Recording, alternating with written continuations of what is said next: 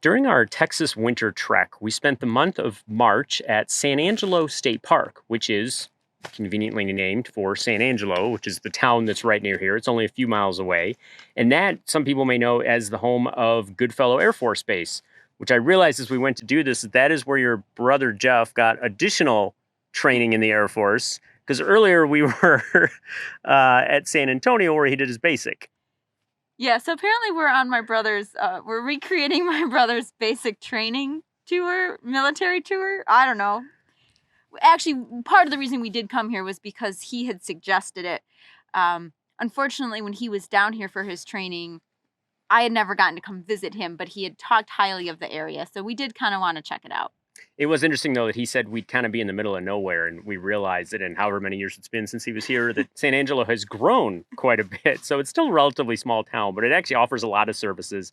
But there's a lot more light pollution and stuff from it. There's, multiple Walmarts and shopping centers and all kinds of things there. But it's a nice little town. Yeah, the big boxes and the sprawl, I think, has increased quite a bit in the, it's been 15 plus years since he's been here.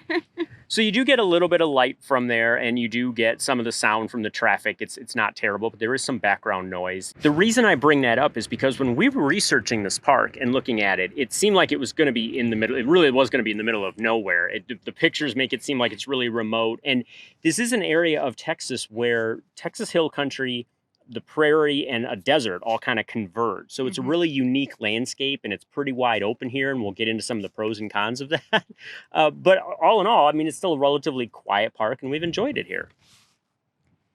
I agree. I guess I thought I was going to get to do a little bit more night sky viewing and some night sky photography, thinking that it was out more. But according to my light meter, I'm in like level 8 of 10, and that's like high on the light pollution list because we are literally 3 miles from San Angelo. And so that's really not enough to get away from it. And it's a town of about 100,000 people, so it's pretty good. And that, like I said, that sprawl has come out closer to the state park. And there's also a couple really nice subdivisions that have been built up right outside the state park boundaries. And so that is, over the years contributing to that light pollution.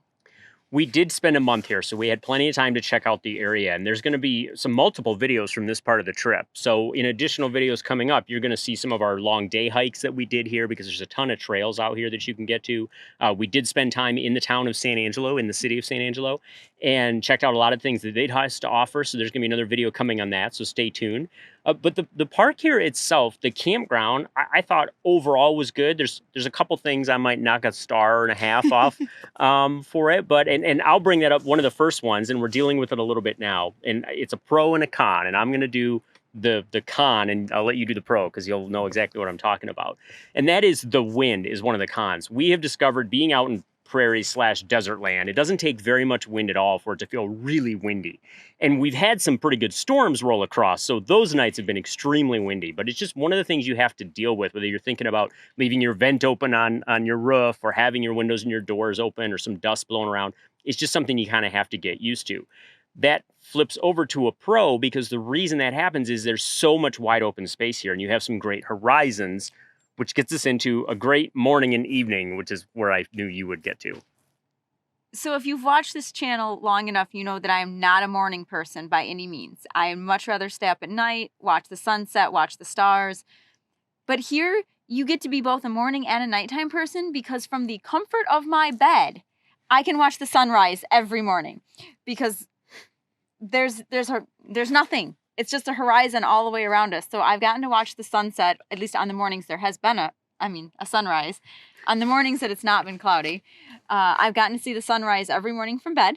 And then every evening before, we go to bed, we get to watch the sunset too. So that actually has been really nice here. Yeah, and I do mention that we did get a few good storms while we were here. You've actually enjoyed that because we're not used to a big, wide open horizon in Michigan, so you can't see the storms when they're coming. And here you can watch some pretty good lightning storms coming across, and even if you're not going to get hit by the storm, you can still see it, which is kind of neat. Yeah, I mean, I know last night I sat in bed and laid out and watched out the window for probably a good 45 minutes, this massive storm. Somebody was getting a big storm, but we never even heard any thunder or anything. And when I looked on the radar, I mean, that storm was probably 30 miles or more away.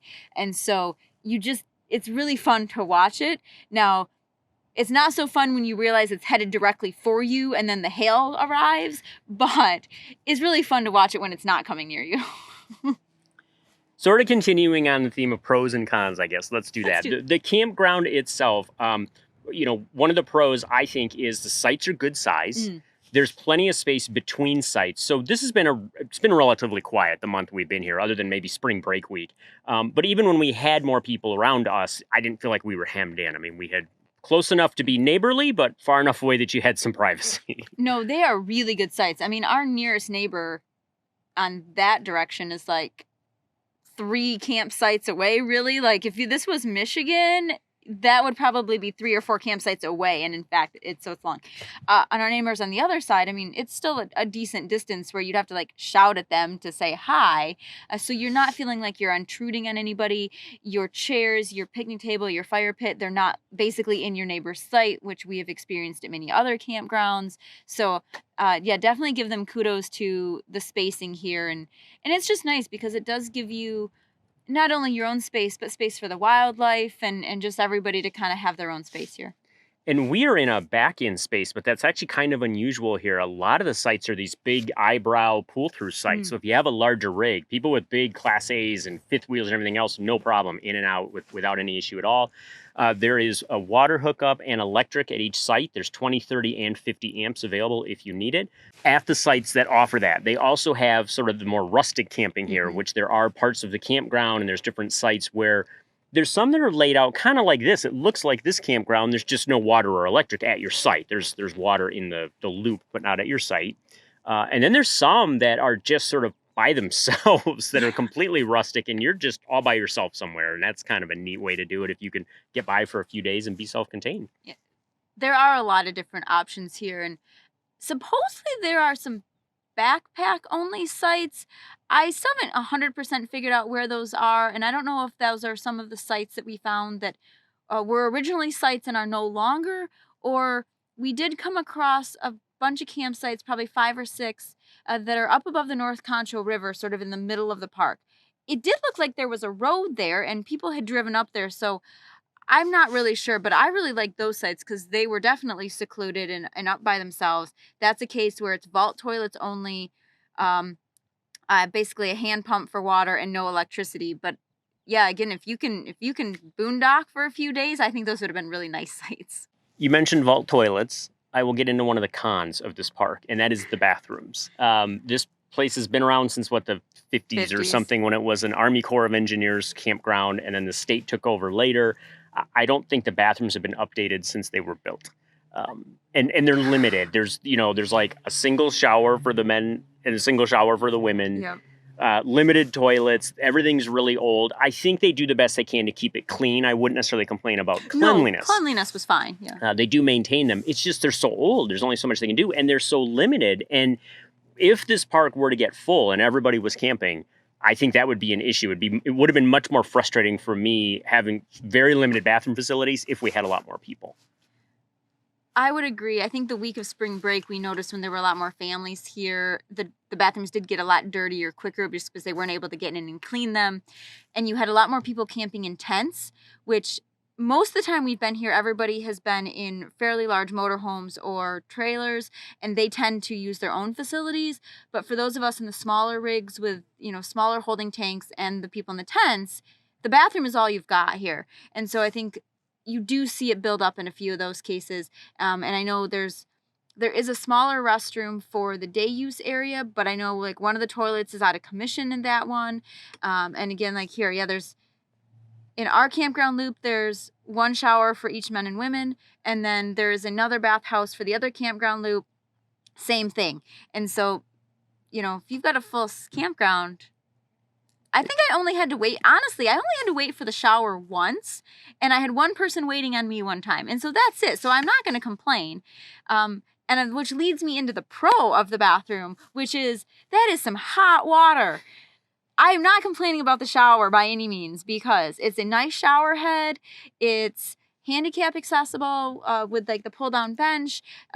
nice pressure and very hot water, so no complaints on that end. That's a good thing that you mentioned that. The shower heads have been updated. So that was a nice feature because the showers are nice, hot water, plenty of that. So that's good. But just overall, if they're looking to invest in any of this Texas state parks, bathrooms at San Angelo would be a nice place to start. They could definitely take a hint from the Guadalupe River bathrooms and upgrade them to those, because those bathrooms were fantastic. And I'll put a link to that video if you haven't seen our Guadalupe River State Park video. But that's a brand new bathroom It building. is Like, I think very- it went up within the last year or something. So we were totally spoiled by that one. But yeah, they could use one of those here, at least one of those.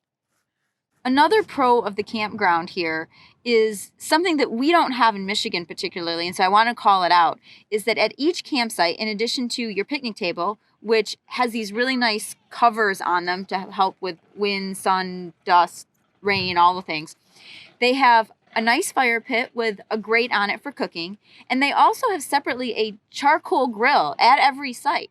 And so that's nice. So depending on what you're using, you've got the fire, the charcoal grill, or you have electricity if you have, your own camps, induction cooktop or electric fry pan or whatever. So you actually have a lot of like cooking options here. And we mentioned that, they have the electric sites, they have the rustic sites. There's also an equestrian campground here. So that was nice. And that seemed to be set up really well. Some of those sites have electric, not all of them, and water, and there's pens and things there. So from an equestrian standpoint, I think those are really nice. And I think people who have horses would enjoy that campground. The other thing they offer here is I think there's 6 mini cabins. They're not really on the lake or anything. They're just kind of tucked in by the campground, but they're cute. If you don't want a tent or you don't have an RV, come out and enjoy the park in the cabins.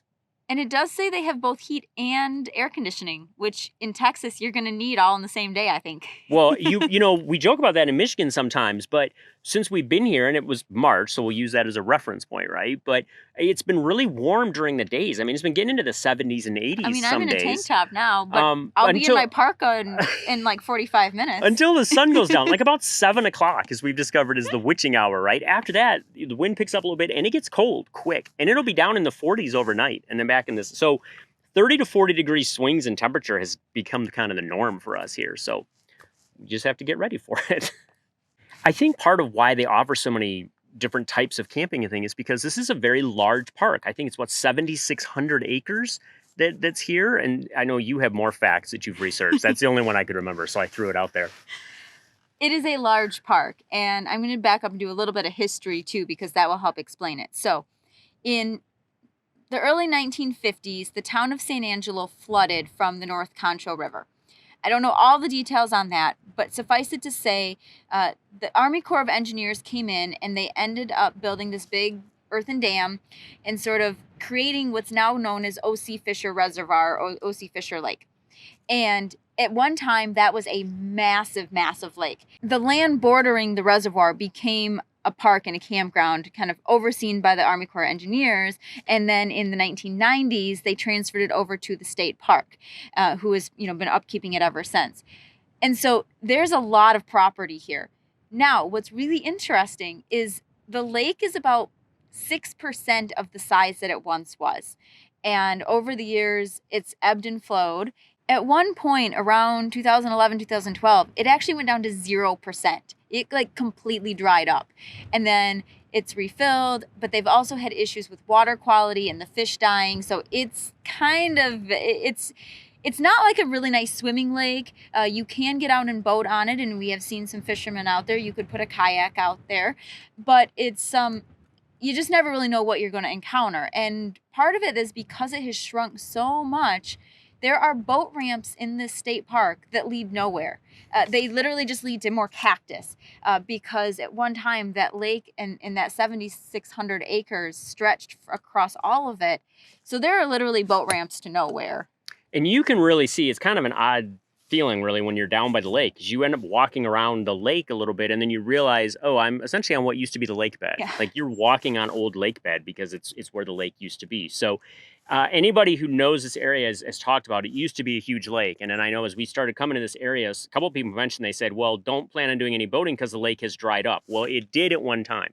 It is now sort of coming back a little bit, but not much. And from the rangers we talked to, it's essentially going to continue to drain again. And they don't think nobody's going to do anything to bring it back. It's just letting, nature take its course kind of thing. So we'll see what happens with that. But as you walk around or drive around, you'll see too, there are campsites that are sort of, at one time probably would have been lakefront campsites that are still really cool and it's pretty, but it's not quite at the lake where it used to be. No, and there's also at least 2 abandoned campgrounds, which again probably would have had been prime lakefront sites, but somewhere along the line, and I don't know the history on that, they essentially just got abandoned. And so you walk through it, it's very kind of eerie. It's like a ghost town campground. But It's very dystopian. We said at one dystopian, point yeah. that if you wanted to film a movie here about, what's left after everybody leaves, you could film it here at San Angelo State Park. But it's cool. I mean, you definitely get out and explore if you come here, the hiking trails and everything, because you do get to feel the vastness that, what it was in the 1950s. You talked about the size of the park and getting out and checking the trails, and we did that. And I mentioned we'll have another video, so watch for that because there are trails that are there's horse trails, there's multi-use trails for hiking and biking, and hikers can go on any of them. So there's a lot there. We'll get into that in the other videos. But there's quite a bit if you want to kind of get out and do some long day hikes, which we did, and that was really nice. The other thing that's kind of cool here, though, is right from this campground, and we're at the Red Arroyo Loop, so everybody should know that.